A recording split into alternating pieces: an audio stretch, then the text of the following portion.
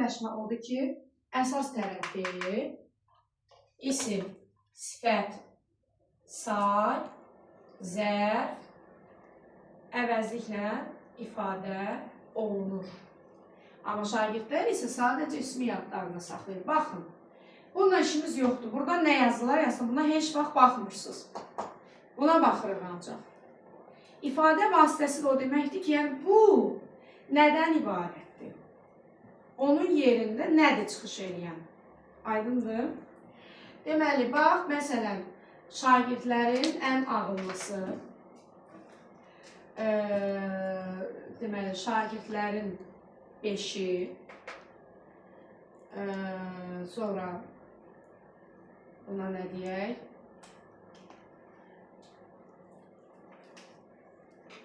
Evin yuxarıları, sonra buna deyək, onların hamısı, bu isim çoxdur. Nə bilim, mənim kitabım, mənim dostum və s.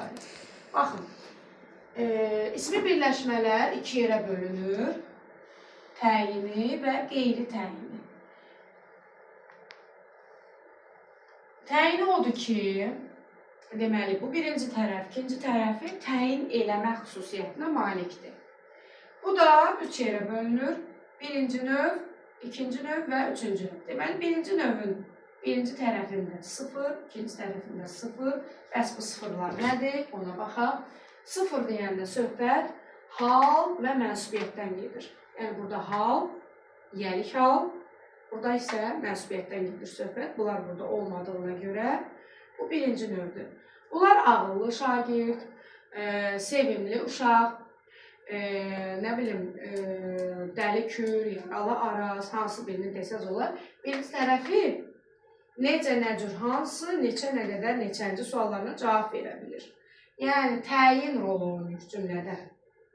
Və bunlar parçalanır, 99 parçalanır. Bəzən cümlədə ana vətən, orta əsrlər formasında ola bilər ki, parçalanmaz, bir suala cavab verir. Amma qalanları parçalanır və çox vaxt təyin mübtəda, təyin tamamlıq, təyin ismi xəbər kimi təhlil oluna bilir.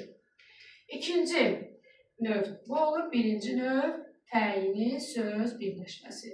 İkinci növ təyini söz birləşməsində isə birinci tərəf 0, ikinci tərəf isə yalnız üçüncü şəxsin təki mənsubiyyət şəkilçisi qəbul edir. Bu 0 o demək deyil ki, bu adlıq haldır. Bu qeyri-müəyyən yəlik haldır. Tez qaydırıq qeyri-müəyyən yəlik hala. Yadınızdadırsa demişdim ki, onun yanında mənsubiyyət şəkilçili söz gəlməlidir. Onlar ayrılmırlar, ayrılmaz ikilidirlər, təkcə işlənə bilməz. Bakı gecələri, Bakı məktəbləri, məktəb direktoru, hətta biz onu çevirirdik də Bakının gecələri, məktəbin direktoru, yadınıza düşdümü? Və yaxud da burada çevrilməyənlər var idi. Xəzər dənizi, Cofa düzü və s. Onu orada məlumat verilmişdim. Təkrar bura qaydıram.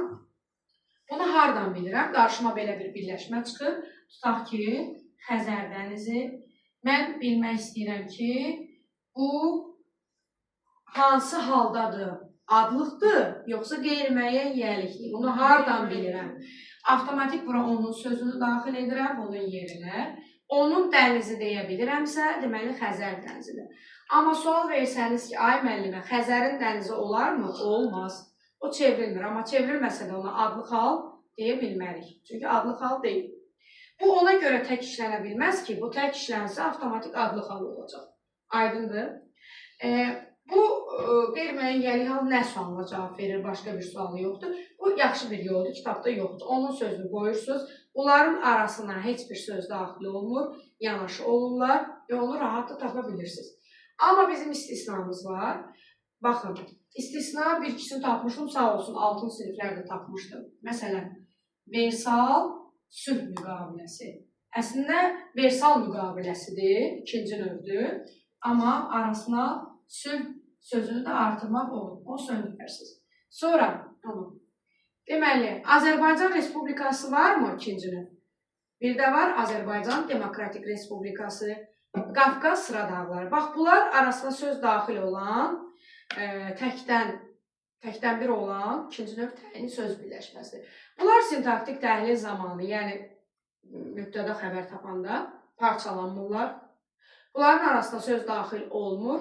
Amma istisna 3 dənəsini dedik. Bunlar eyni vaxtda cəmlənmir. İki tərəfi də, məsələn, şəhərin gözəlləri. Bir də deyirəm, şəhərlərin gözəli. Ya bu cəmlənəcək, ya bu. Amma istisnamız var, atalar sözləri. Atalar sözləri. Eyni vaxtda cəmlənir. Fikir verdiniz. Deməli, dedik bunlar parçalanmır, arasında söz daxil olmur, amma bu bir iki dənəsi istisnamız var. Sonra üçüncü növdə isə birinci tərəf yiyəlik hal, ikinci tərəf də mənsubiyyət. Hər üç şəxsin birinci, ikinci, üçüncü şəxsin tərkib və cəmli mənsubiyyətini qəbul edir. Baxın, mənim dostum, sənin dostun, onun dostu, bizim dostumuz, sizin dostunuz, onların dostu və ya dostları. Bu şəkildə, yəni üç şəxsə görə dəyişir. Burada hər şey var. Bunlar bircə dənə parçalanmır. Bunların arasına kifayət qədər söz daxil eləmək olur. Məsələn, mənim qızım, mənim ağıllı, çalışqan, zəhmətkeş, savadlı qızım. Gör, nə qədər söz daxil elədim. Bircə burada parçalanma hansı halda